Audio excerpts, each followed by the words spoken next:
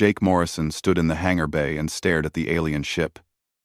He had worked as an engineer for 15 years. But he had never seen anything like this before. The ship was beautiful in a way that human vessels could never match. Its hull was made of some kind of silver metal that seemed to glow with its own light. Instead of the sharp corners and straight lines of human ships, this one had smooth curves that looked almost alive. Commander Patricia Collins walked up beside him. She was the station commander and Jake's boss. She handed him a data pad with the repair orders. "This is your assignment, Morrison. The alien captain says the ship took damage from a meteor storm. We need you to fix it." Jake took the pad and scrolled through the information. The damage list was long: power systems, navigation, life support, and a dozen other critical components needed repairs. "How long do I have?" As long as it takes." "This is first contact, Morrison. We need to make a good impression. The alien crew has been cooperative so far. They're staying in the guest quarters while you work." Jake nodded and grabbed his toolkit. He walked up the boarding ramp and stepped inside the alien ship. The interior was even stranger than the outside. The walls seemed to pulse with a soft blue light that came from within the material itself. There were no visible light fixtures anywhere. The corridors curved and twisted in ways that made no sense according to human ship design. He pulled out his scanner and started examining the damaged power conduit in the main hallway. The readings were confusing. The ship used technology he had never encountered before. He was trying to make sense of the data when he heard footsteps behind him. "You are the human engineer?" Jake turned around quickly. The voice belonged to a woman who stood about his height. Her skin was pale blue and seemed to shimmer slightly in the light from the walls. She had large, amber-colored eyes and long white hair that fell past her shoulders. She wore a dark uniform that fit her body closely and had symbols on the collar that probably indicated her rank. Despite the blue skin and strange eyes, she looked remarkably human. Jake had expected something more alien, more frightening. Instead, he found himself thinking she was beautiful. "Yes, ma'am." Jake Morrison, chief engineer from the orbital station. He held out his hand, then wondered if aliens shook hands. Maybe it was rude in her culture. To his relief, she took his hand and shook it firmly. Her skin felt warm, almost hot compared to human temperature. "I am Captain Lyra Vesh. Thank you for helping us repair my vessel. The damage was worse than we first thought." Her English was perfect, though there was a musical quality to her voice that made it clear this was not her native language. Jake wondered how long it had taken her to learn it. "I'm happy to help. Though I have to admit, your technology is pretty far beyond what I'm used to. It might take me a while to figure out how everything works." Lyra smiled. "Perhaps I should stay with you and explain our systems. It will be faster than having you scan everything." Over the next several hours, Jake learned more about alien technology than he had ever thought possible. Lyra walked him through the ship's systems, explaining how the quantum drives worked, how the hull could repair small damage on its own, and how the ship's computer responded to neural commands from the crew. She was patient when he asked questions, and she seemed genuinely interested in human engineering. Several times she stopped to ask him how humans would solve a particular problem. Her questions were intelligent and showed real curiosity.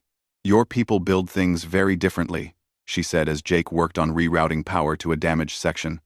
"Everything is so rigid, so permanent. You use force to solve problems. Our ships are designed to be flexible, to adapt and change as needed." Jake paused in his work and looked at her. "We build what we understand. I guess our technology is still pretty young compared to yours." Lyra's smile grew wider.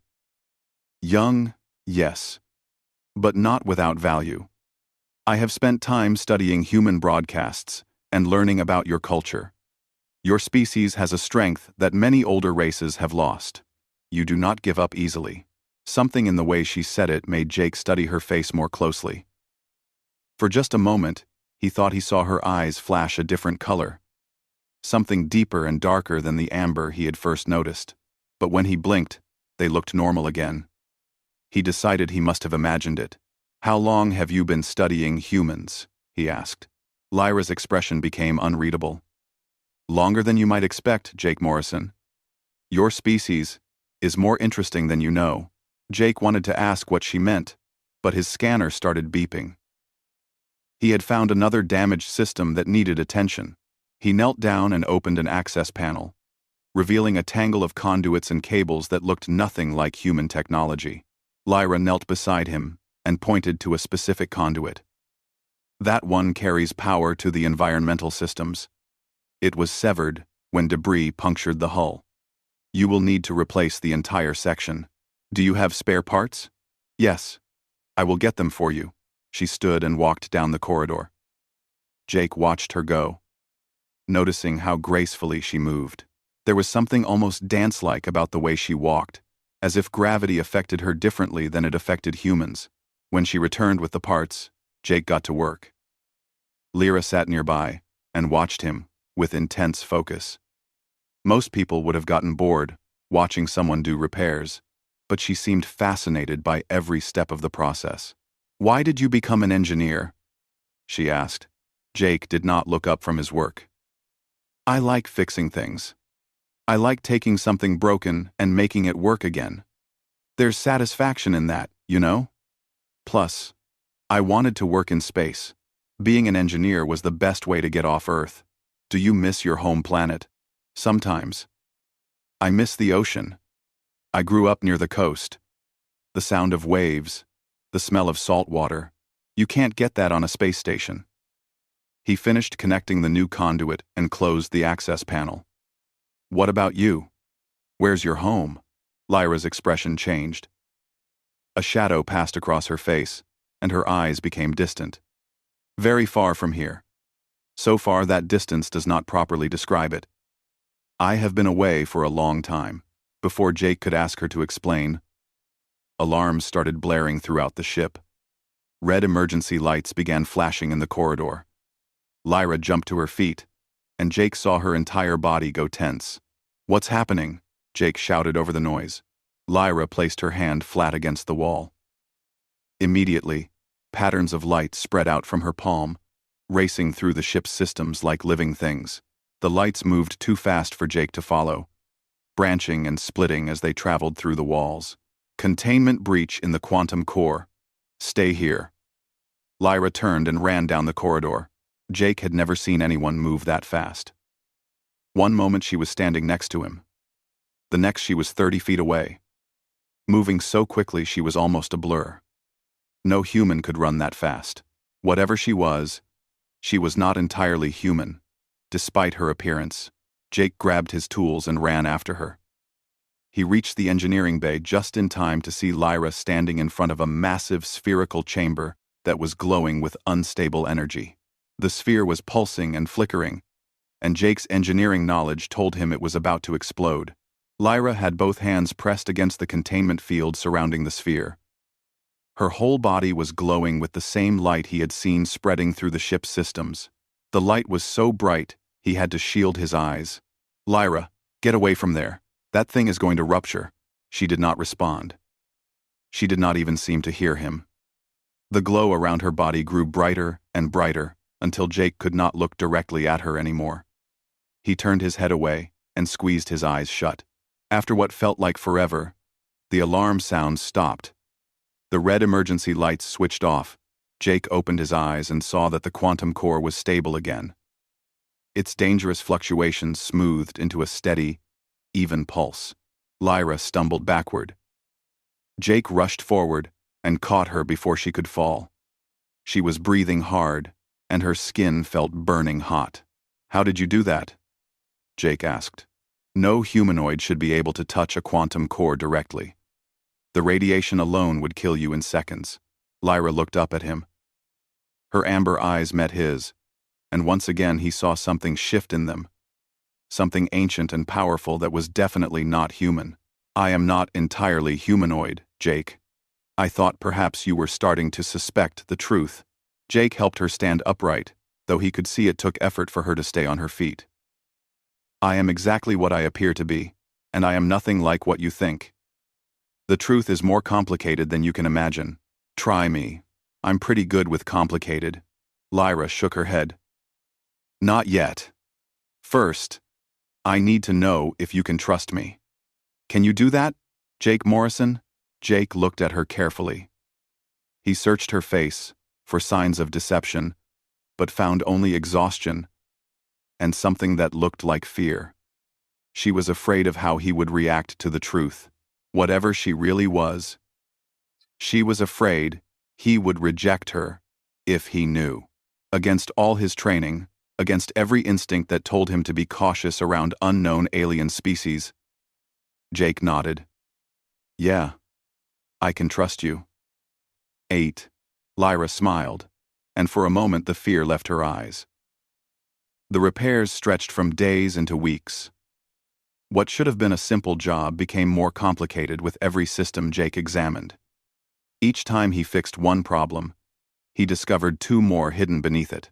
The alien ship's technology was layered in ways that made no sense according to human engineering principles. But somehow, it all worked together perfectly. Commander Collins approved the extended timeline without complaint.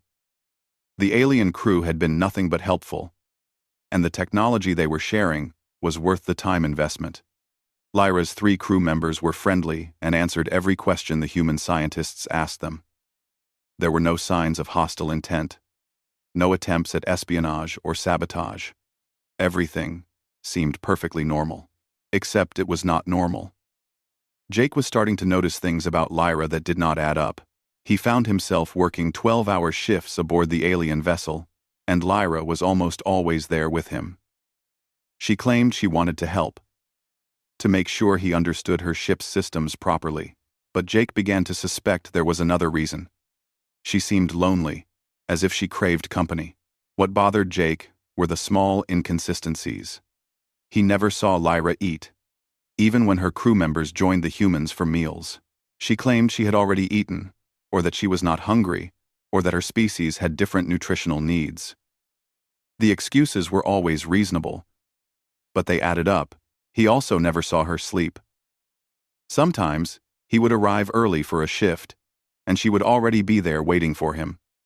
Other times, he would work late into the night, and she would stay with him the entire time without showing any signs of fatigue.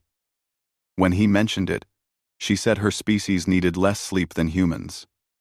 Again, the explanation made sense, but Jake's instincts told him there was more to the story.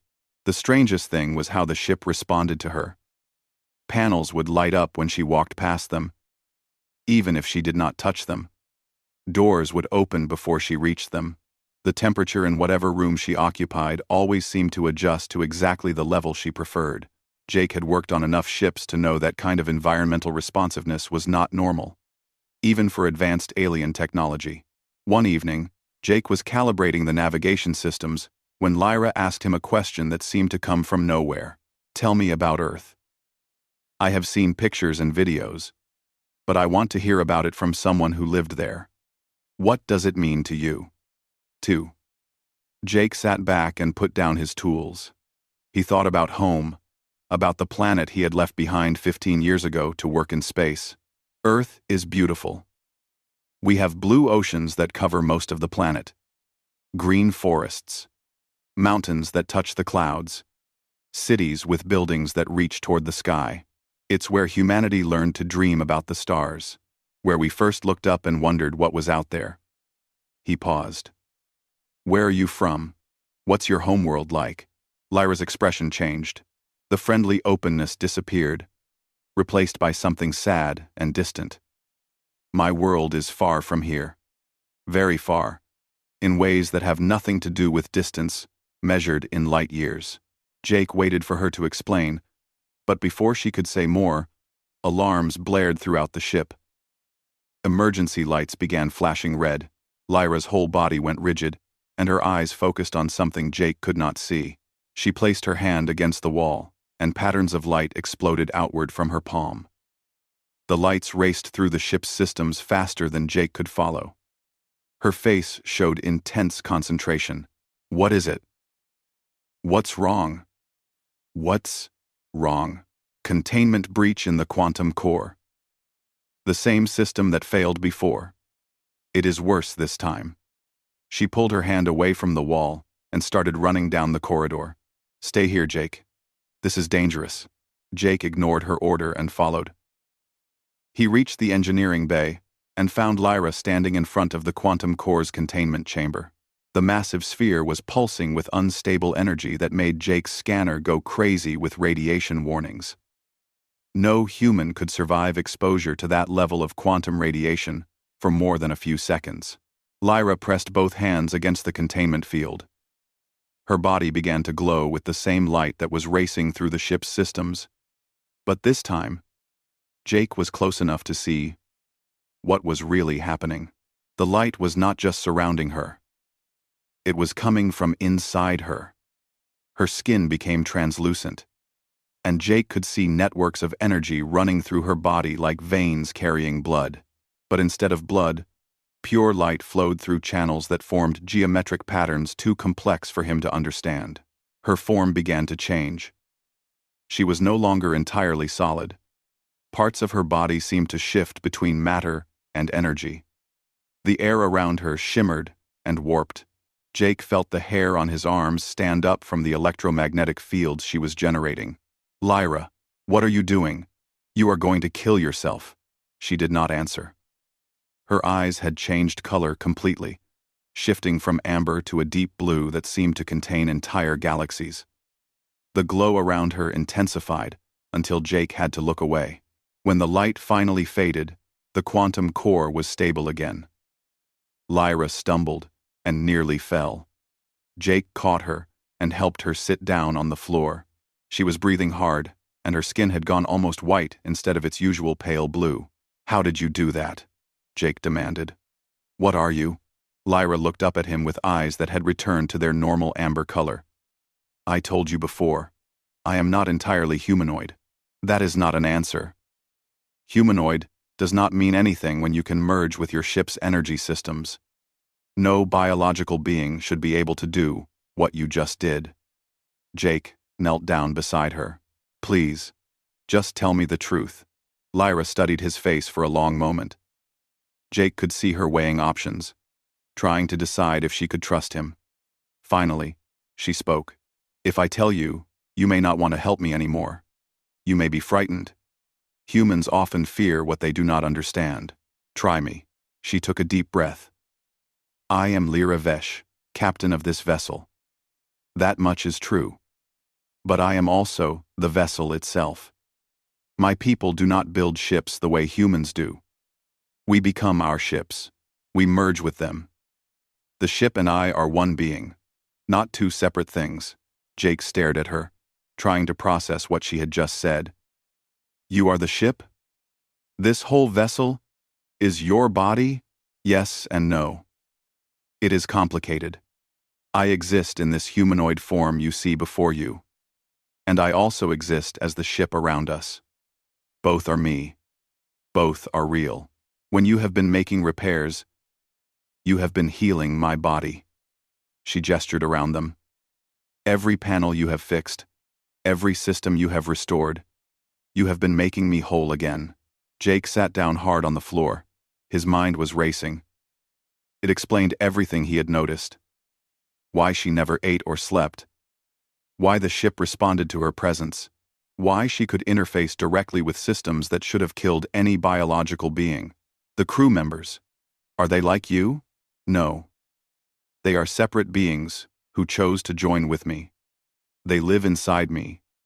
Help me maintain my systems. Provide companionship on long voyages. We are partners. Not the same species. Lyra looked down at her hands. I should have told you from the beginning. But I was afraid. Humans have a history of destroying what they fear. I could not risk you refusing to help, or worse, trying to harm me. Jake thought about the weapons the station had. The military ships in orbit around Earth. If they knew what Lyra really was, would they see her as a threat? Would they try to capture her, study her, take her apart to understand her technology? How many people know what you really are? Only you. My crew knows, of course. But none of the other humans. She met his eyes. I am trusting you with my life. Jake Morrison. If you tell your superiors what I am, they may not let me leave.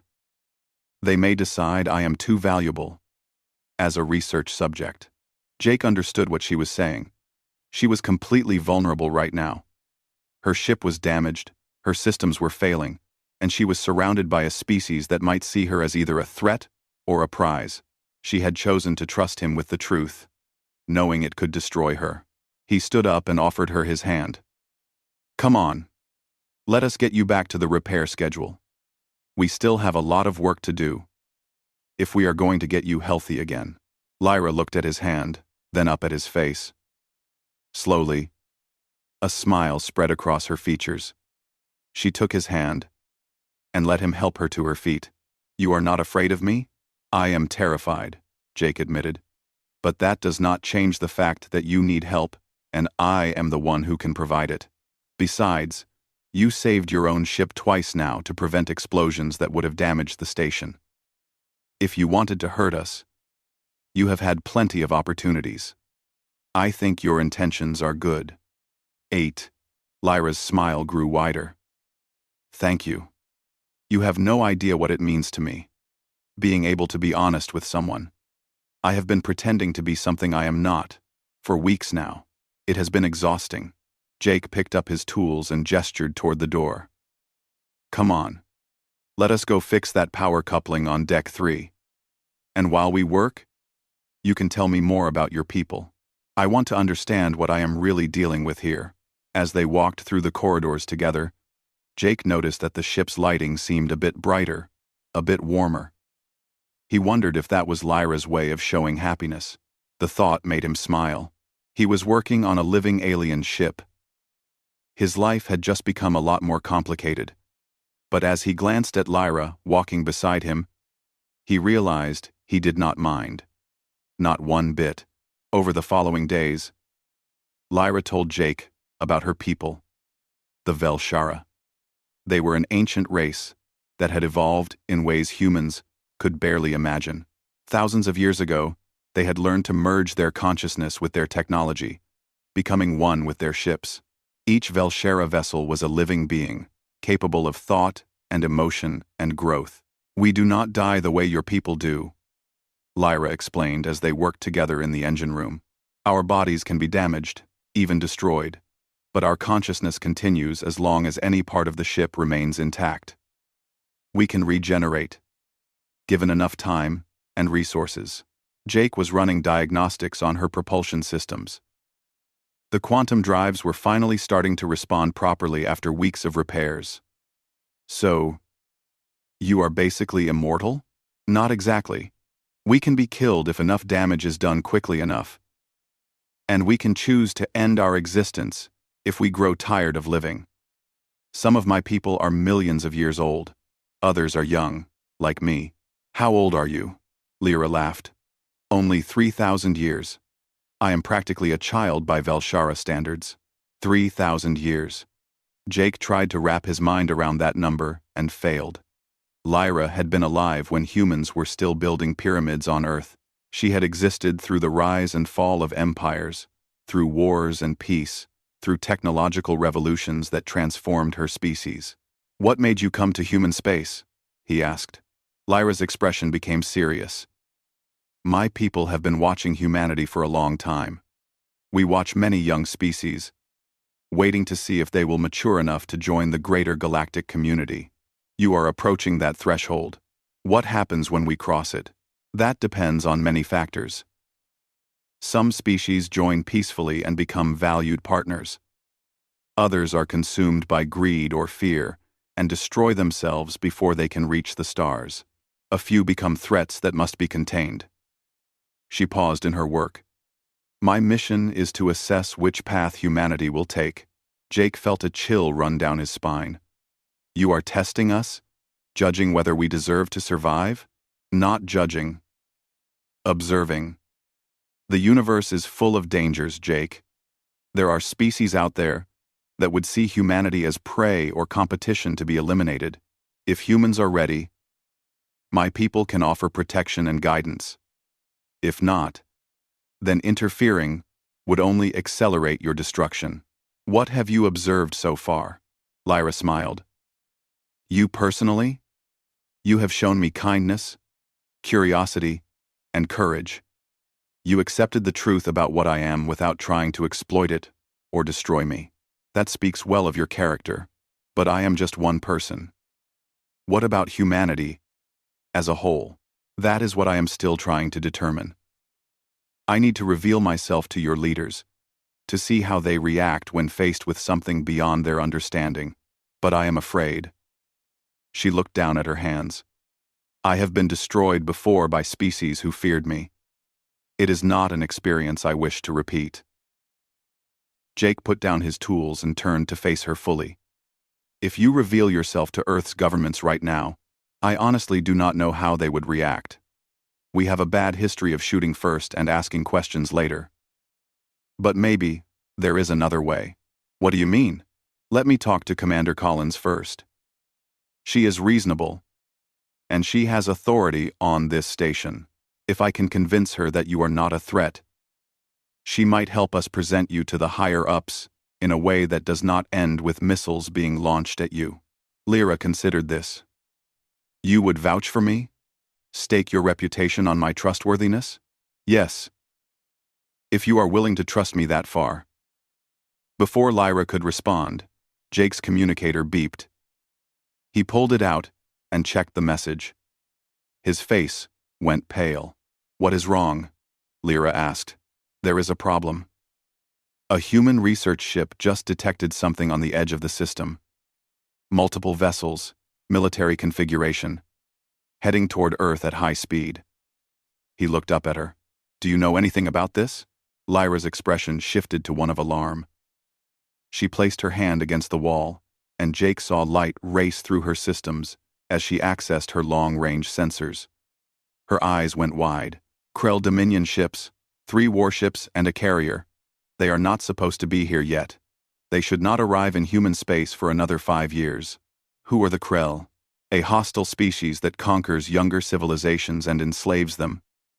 They must have detected my presence and accelerated their timeline. They know the Velshara are interested in humanity, so they want to claim you first. Lyra's hands clenched into fists. This is my fault. I led them here. Jake grabbed her shoulders. How long until they arrive? 18 hours, maybe less. And I am not fully repaired. My weapon systems are still offline. I cannot fight them in my current condition. What about the station defenses? Can we hold them off? Lyra shook her head. Your weapons would barely scratch their shields. Krell technology is centuries ahead of human military capabilities. They will destroy the station and then move on to Earth. Your planet will be conquered before your people even understand what is happening. Jake's mind raced. There had to be something they could do. What if you revealed yourself to Commander Collins now? If the human military knew what we were facing, maybe we could evacuate. Buy some time. 10. Why? Time for what? There is nowhere to run. The Krell ships are faster than anything humans possess. Lyra pulled away from him and started pacing. I need to contact my people, call for reinforcements. But the nearest Velshara vessel is weeks away. They will not arrive in time. Then we fight. Maybe we cannot win, but we can make them pay for every inch. Lyra stopped pacing and stared at him. You would fight for a planet you are not even on? You are safe here on the station. You could escape. Well, Earth is my home. My family is down there. Friends. 7 billion people who have no idea what is about to hit them. Jake met her eyes. Besides, you are not fully repaired yet. You need more time. The only way to get you that time is to slow the Krell down. Something in Lyra's expression changed. Her eyes began to glow with that deep galactic blue he had seen before. There might be a way.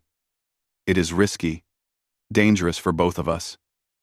But if you are willing, we could give Earth a chance. What do you need me to do?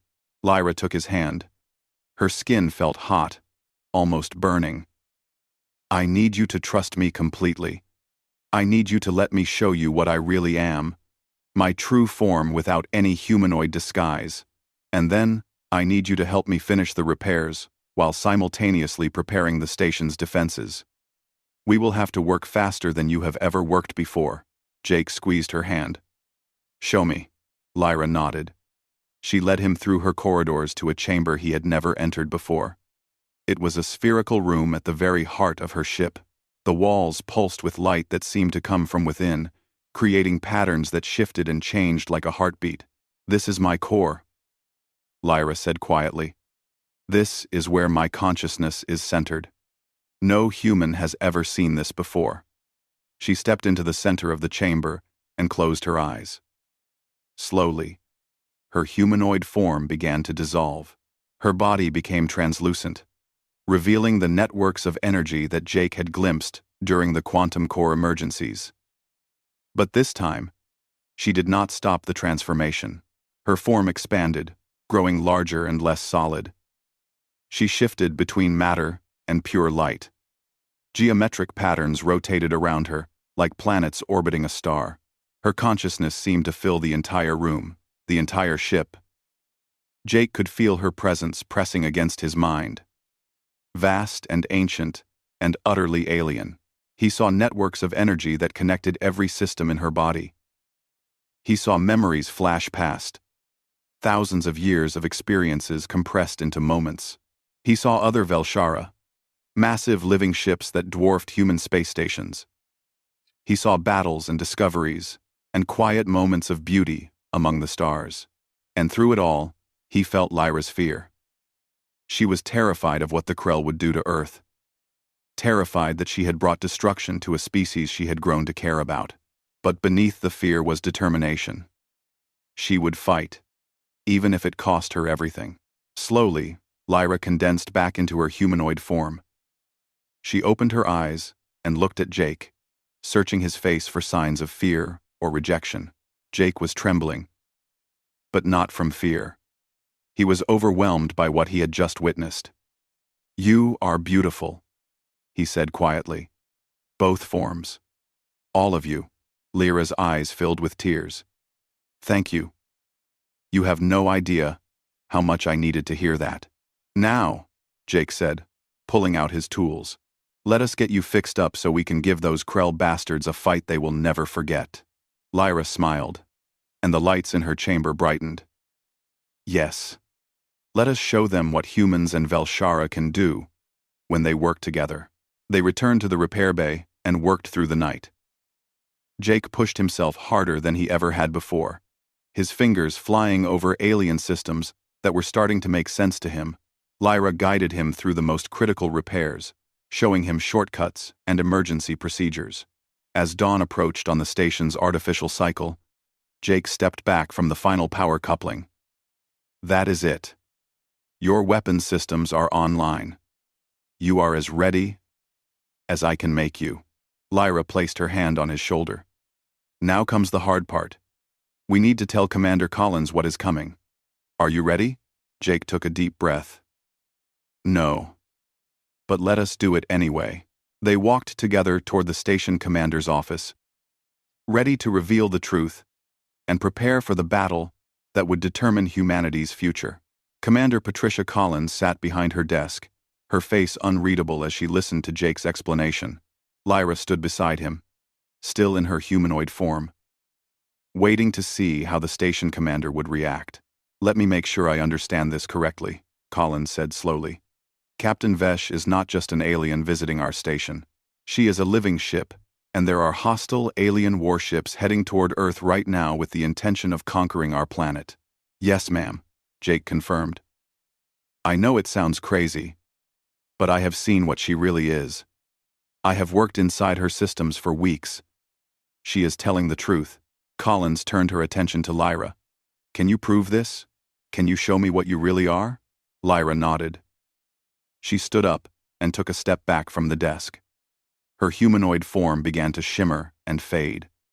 Light spread through her body, revealing the energy networks beneath her skin. She did not complete the full transformation, but it was enough to prove she was not simply a biological alien in disguise. Collins stood up from her chair, her hand instinctively moving toward her sidearm. but she did not draw it. Instead, she stared at Lyra with a mixture of fear and wonder. "How many more of you are out there?" Collins asked. Lyra returned to her humanoid form. "Thousands of Velshara ships exist throughout the galaxy. We are explorers and guardians. We protect younger species from threats they cannot yet defend against." "Like the Krell?" "Yes. The Krell Dominion has conquered dozens of worlds. They enslave the populations and strip the planets of resources. They are ruthless and efficient." Lyra's expression was grim. "If they reach Earth before my people can send reinforcements, humanity will fall." Collins sat back down heavily.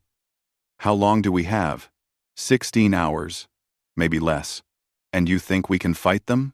"Not alone," Lyra admitted. "But if we work together, if we combine your station's defenses with my weapon systems, we might be able to hold them off long enough for help to arrive." Collins was quiet for a long moment. Jake could see her mind working, weighing options, calculating odds. Finally, she looked at Jake. "You trust her?" "With my life," Jake said without hesitation. Collins nodded.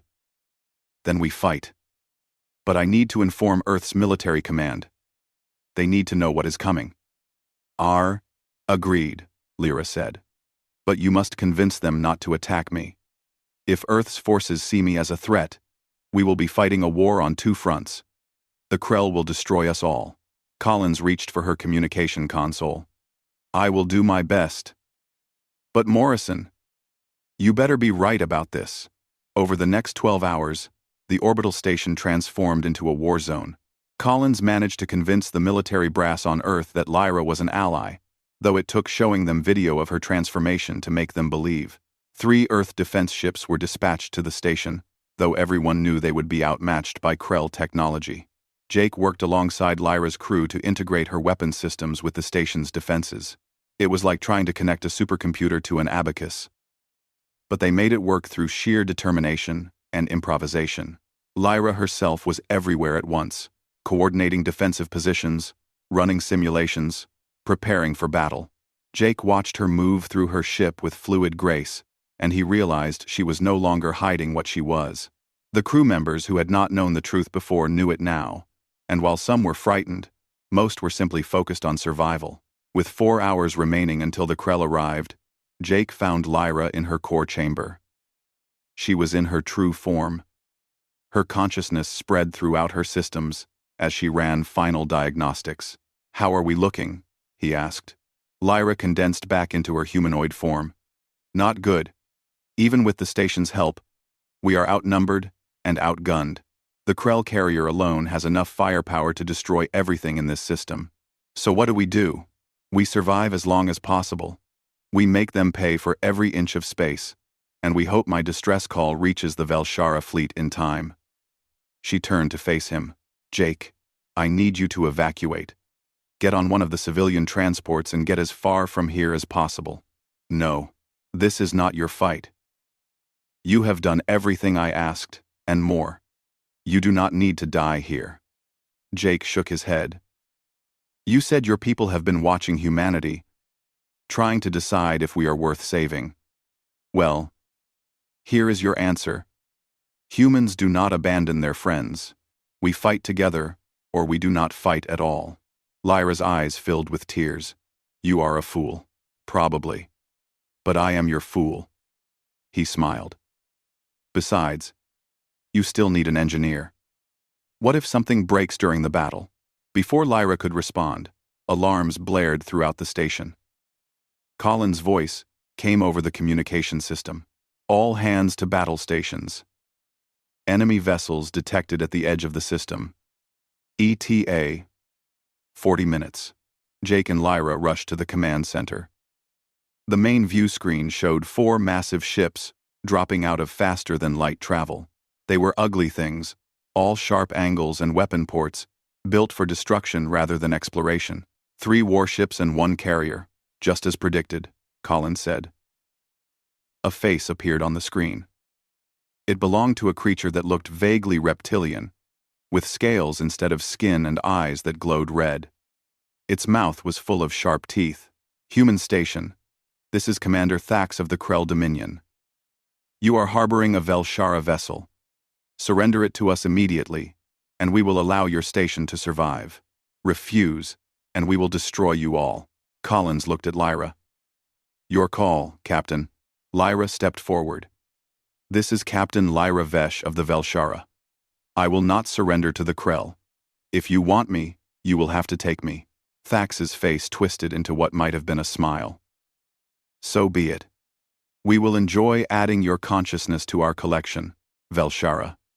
And the humans will make excellent slaves. The transmission cut off. The Krell ships began moving toward the station, their weapons powering up.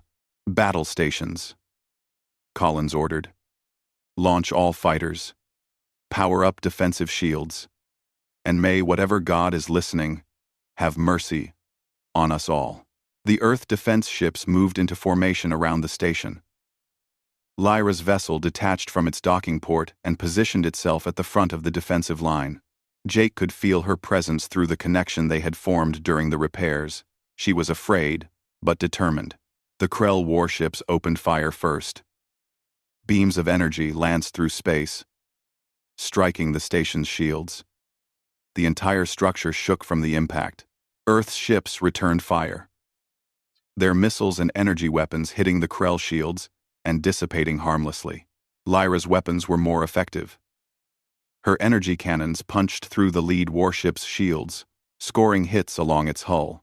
The Krell ship broke formation and returned fire, concentrating all its weapons on her. Jake watched through the view screen as Lyra danced through the incoming fire.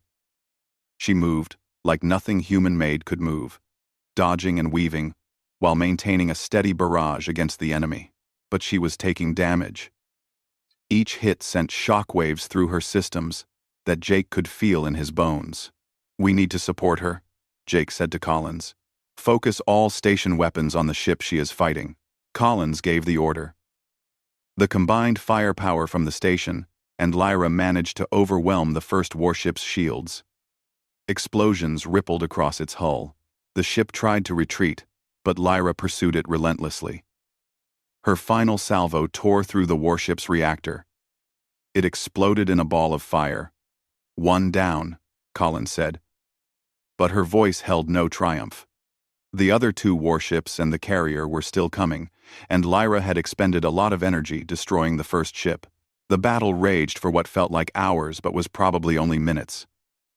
The station's shields were failing. 2 of the Earth defense ships had been destroyed.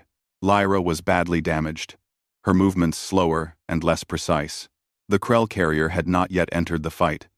It hung back, watching, analyzing their tactics. Jake realized it was waiting for them to exhaust themselves before moving in for the kill. We cannot win this, Collins said quietly. We need to evacuate. No. Lyra's voice came through the communication system. I have one more option. It is risky, but it might work. What option? Jake demanded. I can overload my quantum core. The explosion will destroy the Krell ships, but it will also destroy me. My consciousness will end, but you will survive. Jake felt his heart stop. No, there has to be another way. There is not. I am sorry, Jake. I am glad I met you. You showed me that humanity is worth saving. Please tell my people what happened here. Tell them humans are ready to join the galactic community. Lyra, do not do this. But she was already moving. Her ship accelerated toward the Krell carrier, weapons firing continuously to keep the other warships occupied. She was going to ram the carrier and detonate her core on impact. Jake could not let her die. Not like this. Not alone. He ran from the command center toward the docking bay where Lyra's ship had been connected. If he could get aboard, maybe he could stop her. Find another solution. He was halfway there when everything changed. The space around the battle lit up with new arrivals. 10 massive ships dropped out of faster-than-light travel. Ships that dwarfed even the Krell carrier. They were beautiful things, organic-looking, covered in the same bioluminescent patterns as Lyra's hull. Velshara reinforcements had arrived. The Velshara fleet moved with devastating precision. Their weapons made the Krell technology look primitive by comparison. Beams of pure energy tore through the remaining Krell warships in seconds. The carrier tried to flee, but 3 Velshara vessels surrounded it and forced its surrender. Jake reached the observation deck in time to see Lyra's ship slow down and stop its suicide run. She was badly damaged, parts of her hull torn open and bleeding light into space. But she was alive. One of the larger Velshara ships moved alongside her. Jake watched as streams of light flowed from the larger vessel into Lyra, stabilizing her systems and beginning the healing process. It was beautiful and strange, like watching a blood transfusion made of pure energy. Collins appeared beside Jake, breathing hard from running. Is she going to be okay? I think so. Her people are helping her. Jake pressed his hand against the observation window, as if he could reach through and touch her. She almost died to save us. She is not the only hero today. You convinced me to trust her when every instinct told me not to. If you had not done that, we would all be dead or enslaved right now. Collins put a hand on his shoulder. Good work, Morrison. Over the next few hours, the situation stabilized. The Krell carrier was captured and its crew taken into custody. The damaged Velshara ships, including Lyra, were brought into the station's extended docking bays for repairs. Earth's military stood down, though they maintained a watchful presence. Jake waited in the hangar bay as Lyra's vessel settled into its docking cradle. When the boarding ramp extended, he ran up it without waiting for permission. He found Lyra in her core chamber, still in her true form, as the healing process continued. You scared me, Jake said. I thought I was going to lose you. Lyra's consciousness reached out to him. He felt her presence in his mind, warm and apologetic. I am sorry. I saw no other option. I could not let the Krell destroy Earth. Your fleet arrived just in time. How did they get here so fast?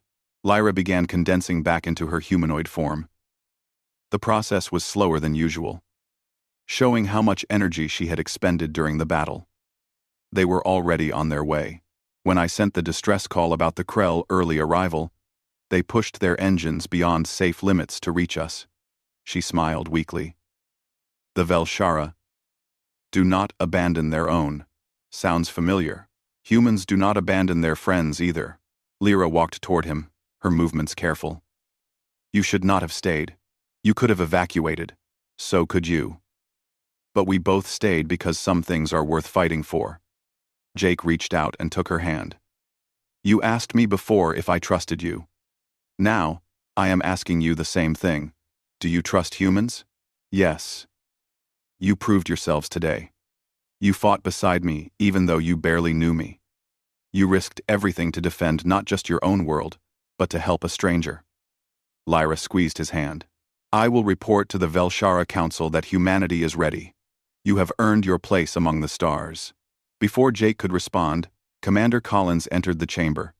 She stopped short when she saw Lyra's true form still partially visible beneath the humanoid disguise. Sorry to interrupt. But we have a situation. The Velshara fleet commander wants to meet with Earth's leaders. They are setting up a formal first contact ceremony in 3 days. Morrison. They specifically requested that you be there. 8. Me. Why? A new voice spoke from behind Collins. Because you are the bridge between our peoples. Everyone turned to see a Velshara in humanoid form standing in the doorway. But this one was different from Lyra.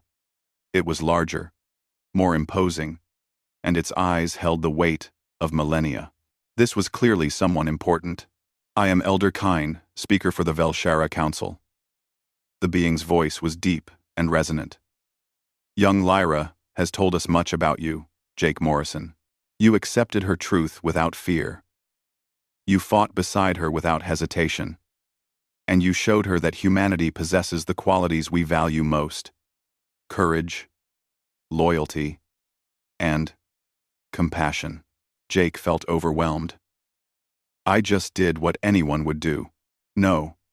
Most species would have tried to exploit her vulnerability or destroy what they did not understand. Your actions, and those of Commander Collins and the others on this station, have convinced us that humanity is ready for contact. Kaini moved closer. But this is only the beginning. There is much you need to learn, and much we must discuss.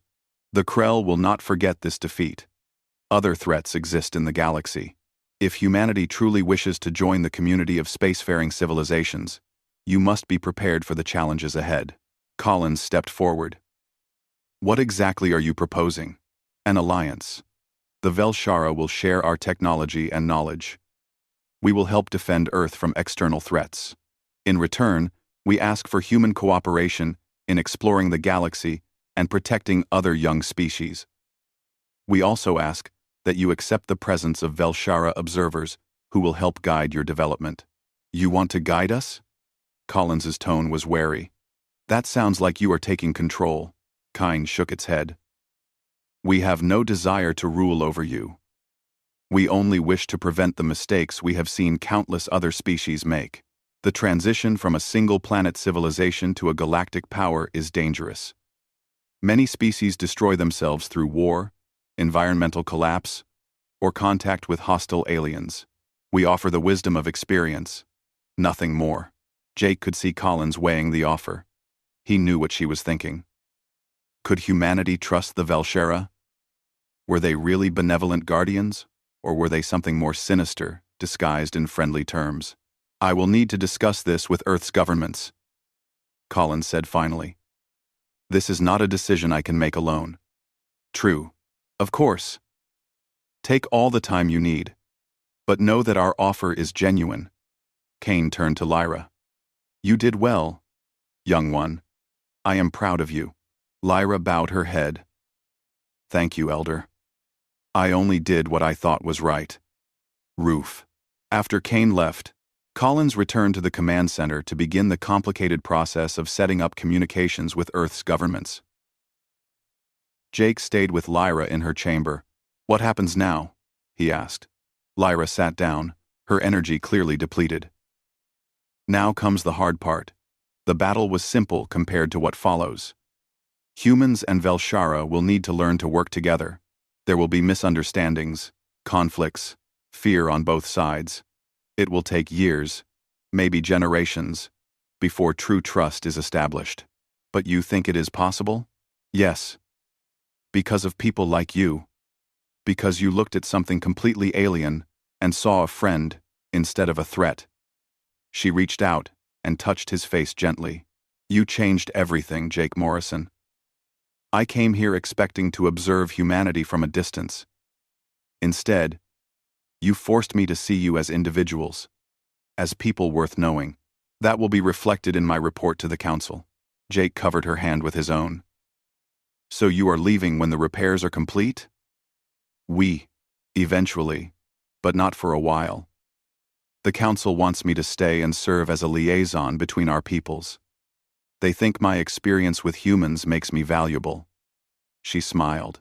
Also, my repairs are extensive. It will take months before I am fully healed. I suspect a certain engineer will need to continue his work. I suspect you are right. Jake grinned. Though now I know what I am really working on. I should probably charge more. Lyra laughed, and the sound filled the chamber with warmth.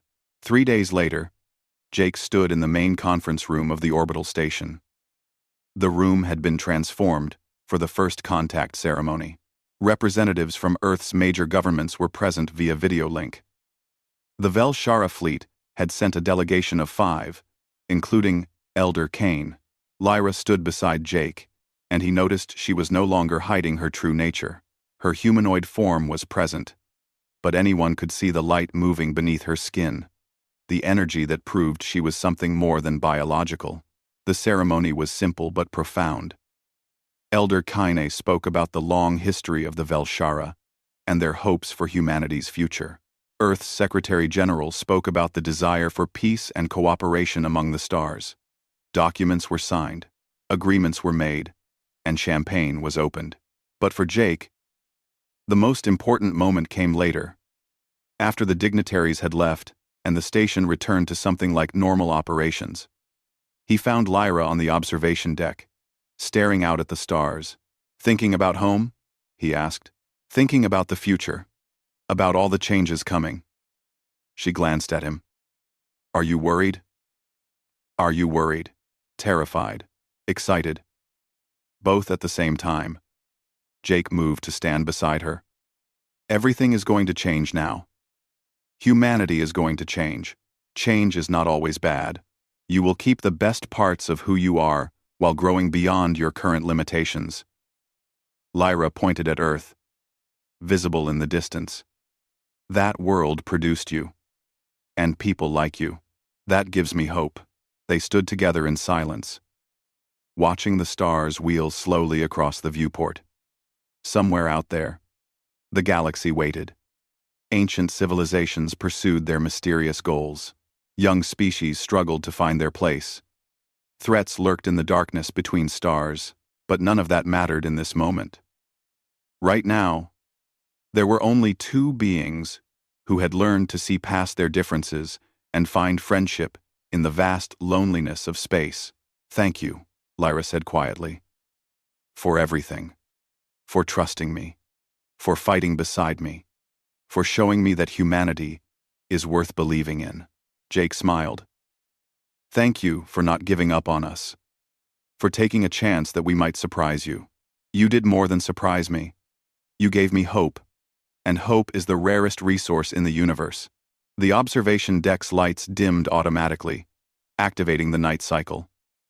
But the stars outside burned bright and eternal. Jake knew that his life would never be the same.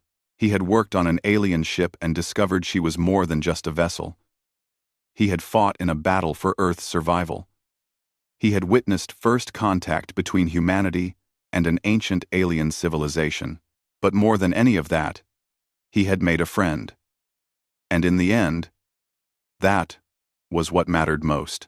The future was uncertain. Challenges would come. But humanity would face them with the Velshara beside them. And Jake Morrison, engineer and bridge builder, would be there to help navigate the path forward. He looked at Lyra and saw her smiling at him. In that smile, he saw the promise of everything that was to come. Adventures among the stars, discoveries that would change human understanding of the universe, and a friendship that would endure across the vast distances of space and time. The real journey was only just beginning, and Jake could not wait to see where it would take them.